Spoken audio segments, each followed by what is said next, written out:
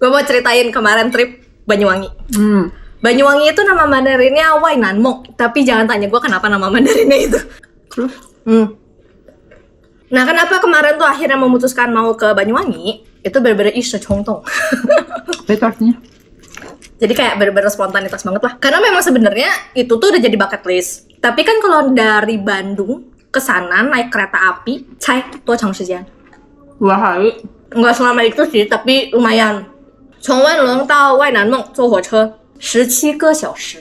Kalau mau naik sleeper bus juga ada, tapi itu 20 jam. Nah, jadi kan dipikir kalau dari Bandung langsung ke sana kan itu ujung-ujung banget ya. Kemarin kan kebetulan kan mau trip dulu ke Jogja kan. Itu di tengah tuh. Tapi ternyata dari Tawai Nanmong也是12个小时坐火车. Tuh, nah jadi kalau misalnya mau trip ke sana, lu bukan yang bisa tidur nyenyak, mending minum obat anti mabok. Karena per stasiun pemberhentiannya itu cukup banyak. Jadi kayak per sejam, per setengah jam itu berhenti. Suara orang lalu lalang lah gitu, suara pintu, suara gerbong stasiun dan segala macem gitu. Terus ya biar kaki, pinggang itu nggak capek, ya per berapa jam lu jalan-jalan lah. Ada alternatif lainnya ya berarti dari Bandung ke Surabaya. Jakarta dulu. Oh. Dari Jakarta ke Banyuwanginya, 坐飞机2个小时. Itu ngehemat banget ya. Ngehemat waktu banget. Nah, kalau gue jadinya kemarin pulangnya yang pakai pesawat. Jadi dari Jogja itu naik kereta api yang Wansang 5:30. Wansang 6:30.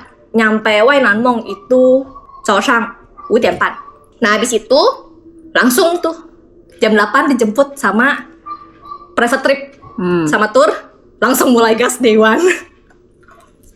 Itu private tripnya udah all in semua. Ya cuman hotel nyari sendiri sih kalau gua di stasiun nggak jauh dari sana, jalan kaki 5 menit itu kayak ada tempat istirahat namanya Loker Wangi. Di situ lu bisa nitip koper, lu bisa mandi. 35K, 35,000. Trip pertama langsung dimulai ke The Jawatan Forest. The Jawatan Forest itu tuh kayak hutan apa? Vanguard, Lord of the Rings. Vibes-nya mirip-mirip kayak gitu. Jadi pohon dengan hutan-hutan terang besi ratusan tahun. Dan karena paginya pagi, jadi suasananya tuh kan mataharinya tuh masuk ke pohon-pohon celah-celah gitu kan. Jadi kayak wow. Makanya kalau itu di Xiaohongshu itu banyak dikenal dengan namanya itu Moche Shenin. Moche itu nama Mandarinnya Lord of the Rings. Oke. Perjalanan sih kurang lebih 45 menit lah dari stasiun. Bagus. Yang doyan alam dan pepohonan hijau-hijau menurut gue sih oke. Dan yang suka foto-foto cekrek-cekrek dia di situ udah pasti. Oke ya. Oke.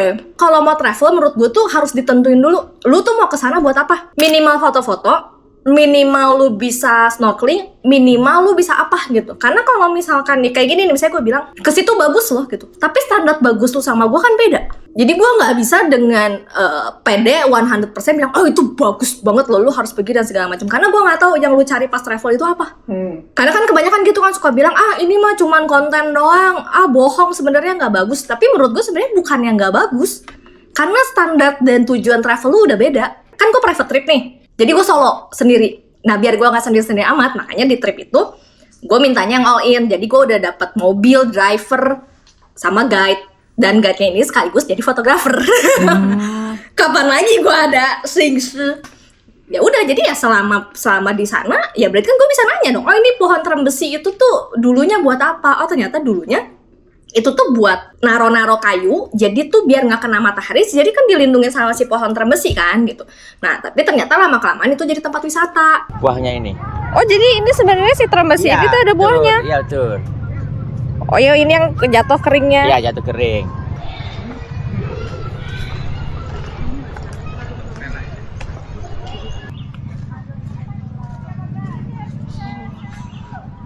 Ini bener-bener kayak lagi syuting The Lord of the Rings.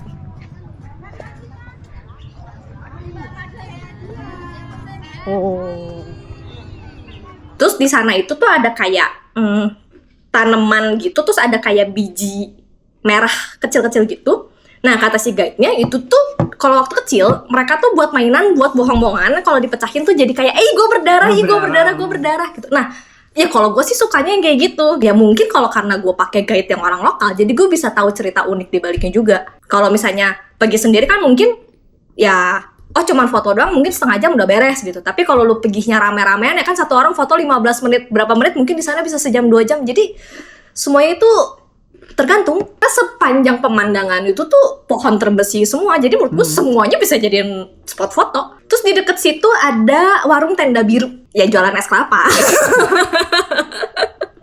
Jualan es kelapa dan makanan macam-macam lah gitu. Ibunya ramah, energik banget. Pagi, Bu. Lagi simping gorong enak nganu Oh, iya. apa? Yang mudah yang enak.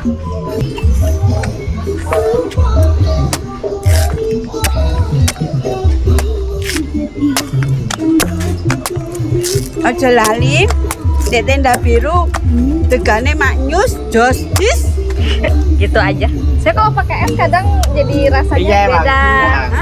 Karena saya, Ah, ya. wow, bagus kan? Nah, Mantap, pokoknya kalau ke Jawatan pilihnya yang kedai.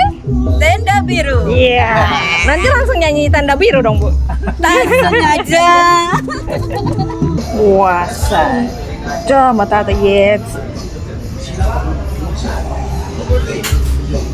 Kan kadang suka ada yang susah di koreknya Ya gitu kan. itu yang tua. Tua itu. Oh. Kalau itu tua banget. Hmm. Kalau tebel tapi masih empuk itu masih oke lah. Oh. Ada cangkingan saya mau ke Bali kosong. Tapi ya penumpangnya kayak limo. Gak premium. Belum gak premium. Penumpangnya kayak limo. Gitu. Jadi ya udah gue udah jalan foto-foto di sana es kelapa. Udah dari es kelapa situ kita makan siang. Karena dari situ rutenya itu mau langsung menuju Green Island. Nah, untuk menuju ke Green Island kita tuh harus ke satu pantai dulu. Nah, jadi perjalanan mau ke pantai itu namanya pantai apa ya? Gue lupa. Gue cek dulu. Itu juga perjalanan dari situ ke sana kurang lebih 45 menit sampai 1 jam lagi. No, jadi dari Dejawatan itu ke Pantai Mustika. Itu ada namanya apa? Restoran tepi sawah. Jadi makannya di pinggir sawah. Nyobain makan nasi tempong. Jadi nasi tempong itu tuh kayak ya makanan nasi rames, ayam, sayur dan segala macam dan sambal. Sambalnya buat gua yo tianla, jadi pakai kecap manis. Nah, jadi habis makan siang, barulah kita ke ya Pantai Mustika itu buat naik perahu ke Green Island. Kurang lebih 20 sampai 30 menit lagi. Jadi kalau mabok perahu, tolak angin. Oke.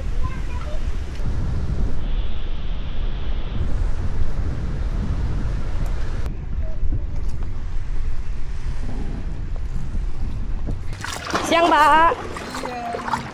Oke.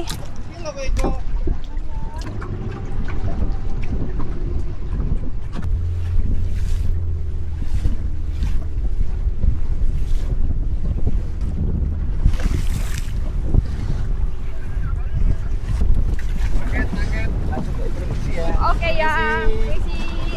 Ya, kasih. Oh.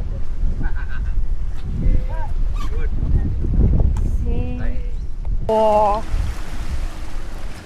cakep banget ini.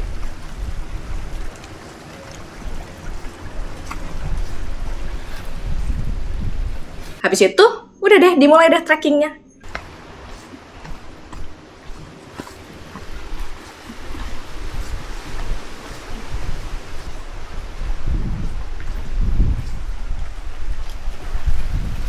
Oh.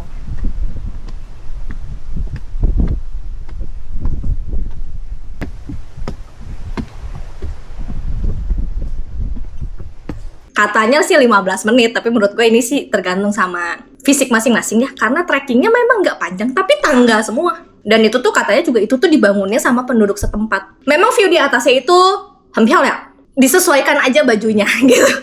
Karena kan untuk cewek-cewek mungkin mau yang pakai gaun, long dress, apapun itu, lu kan akan naik tangga ya gitu. Takutnya nyangkut atau apa gitu. Dan dia agak cukup curam. Ya cuman kan namanya udah pengen foto cantik kan semua usaha juga dijalankan ya gitu. Nah udah nyampe atas ya udah. Kenapa makanya Banyuwangi itu disebutnya sebagai mininya Raja Ampat. Karena kan kalau kita lihat kan di Raja Ampat itu kan banyak gugusan pulau-pulau nih. Nah di Green Island atasnya itu view-nya kayak gitu. Kalau kemarin karena gue perginya weekday jadi nggak terlalu rame. Tapi kata guide gue kalau misalnya kesana itu lagi weekend rame banget dan ngantrinya tuh buat foto dibatas. Cuman boleh 10 sampai 15 menit. Lu kesana dengan ekspektasi, oh gue mau kesana foto bagus ternyata orangnya rame. ih nggak worth it deh ke sana karena gue udah jalan capek-capek nggak dapet foto nggak bagus bla bla bla, kan sebenarnya sayangnya bukan salah tempatnya gitu. Nah habis dari situ gue lanjut ke Pantai Pulau Merah buat menikmati sunset. Dan karena gue itu bisa dibilang sebenarnya di kereta itu tidurnya nggak cukup pules. Jadi sebenarnya tuh sepanjang perjalanan itu tuh baterai gue tuh nggak 100%. Oh iya, yang menariknya di Banyuwangi itu meskipun dia panas terik pantai, tapi enaknya dia masih ada angin. Karena kan dia dikelilingin bukit-bukit juga. Pas gue ke Pantai Pulau Merah itu tuh baterai gue tuh udah di 50%-an ke bawah. Duduk di pinggir pantai, sewa payung sama kursi gitu kan. Pesen dulu pop mie dan es kelapa lagi gitu. Ya gue sehari minum es kelapa 2 kali karena Panas. cari yang seger kan. Ya udah, jadi gue tidur di sana setengah jam. Dari situ kebetulan waktu sunset juga udah oke.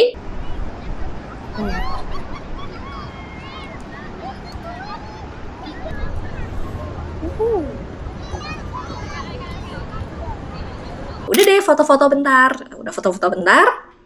Makan malam lah kita. Makan malam, jujur sih nasi tempong lagi. Karena kendalanya adalah gue euro. Gue paling aman adalah nasi tempong. Cuman yang sekarang nasi tempongnya gue gak pakai daging ayam, tapi pakai daging ikan. Cuman ya itu maaf ya kalau saya soal makanan tuh, begitu lihat makanan tuh udah langsung dimakan. Jadi gak keburu buat di take videonya.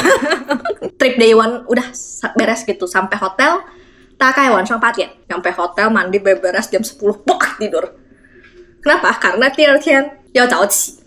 karena mau ngejar sunrise. Jadi di Pantai Pulau Merah ngelihat sunset, lanjut hari kedua ngejar sunrise di Pulau Tabuhan sama Menjangan. Dijemput 4:30 pagi. Nah di Pulau Tabuhan, sarapan pagi dikasih sama dari tripnya juga, nasi kotak gitu. Datangnya weekday, jadi ya itu kayak private island sendiri aja. Bengong, angin semriwing gitu. Kan sufu.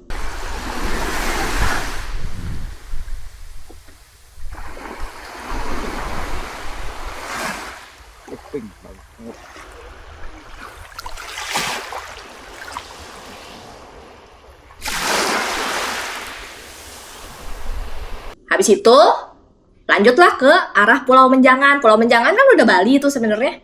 Nah di daerah sana mulai deh snorkeling, ngeliat terumbu karang itu one way. Cuman ini menurut gue tian xiao yihan, karena gue nggak baca detail pas dikasih tahu oh ini tuh paket itu tuh dapatnya apa aja. Gue lupa nggak ada fins. Kalau nggak pakai fins, hanley.